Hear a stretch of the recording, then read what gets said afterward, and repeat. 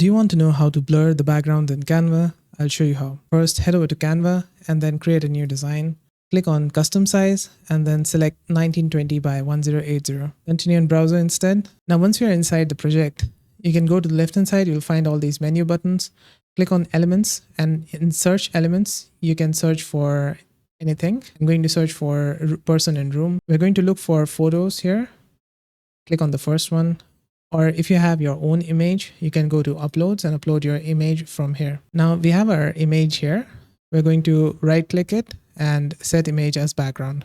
Now we need to blur it. So we're going to select it, and on the top bar, you will find this edit image button. Click on it. If you scroll down, you'll find this effects.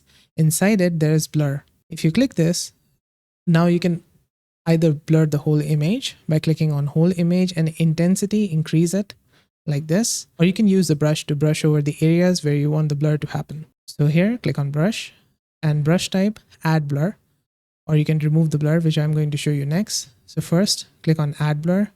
Brush size, we're going to keep it at 50. And intensity, we're going to keep it at 20.